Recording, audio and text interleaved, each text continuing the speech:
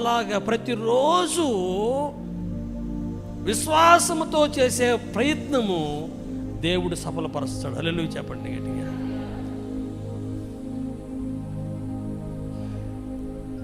ప్రతిరోజు ఈ ఆధ్యాత్మిక వ్యాయామము చేయాలి.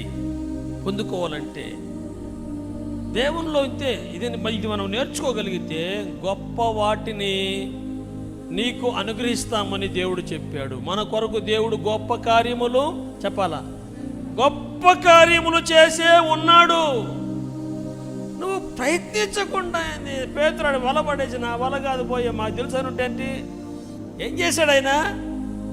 ప్రయత్నం చేశాడు. నువ్వు చెప్పావో నేను ప్రయత్నం చేశాను. ఓ రోజు లేచి నడిచి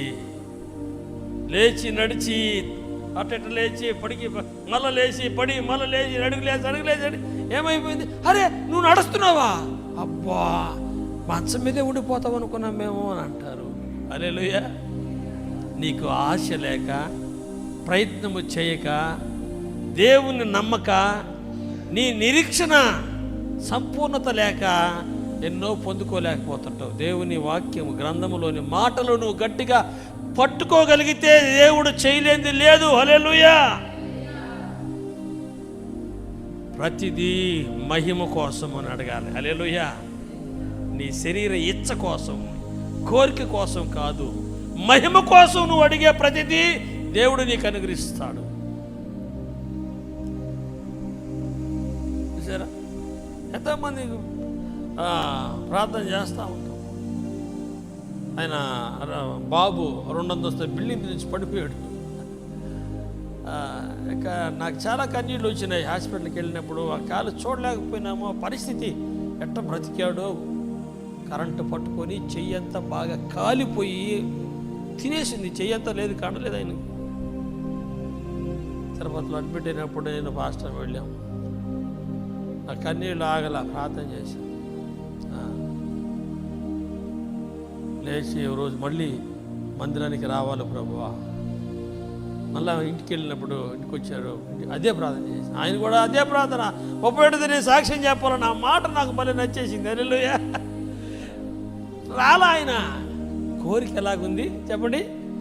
31వ తేదీ నేను దేవుని మందిరం వచ్చి సాక్ష్యం చెప్పాలి. ఇది నిరీక్షణ. నీ జీవితంలో దేవుడు కోరుకునే నిరీక్షణ.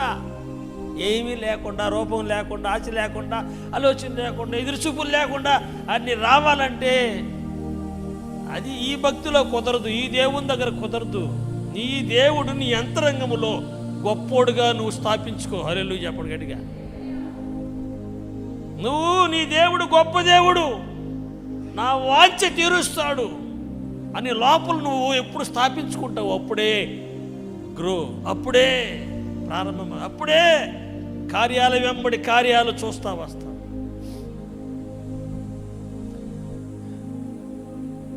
మంట ఆరిపోవడానికి అని నీళ్లు చాలు. ఏమ్మా నీళ్లు చల్లతా ఉన్న సాతాను జ్ఞాపకం చేసుకోండి. నీళ్లు చల్లతా ఉన్నా నిరీక్షణనే నీ హృదయంలో మండే మంట మీద నీళ్లు చల్లబడుతూ ఉన్నా నువ్వు దానికి చలించకూడదు. ఇంకా నీళ్లు తగిలిన వెంటనే ఇంకా ఉవ్వెత్తిన మంటలు లేచేటట్టుగా ఉండాలి. అలా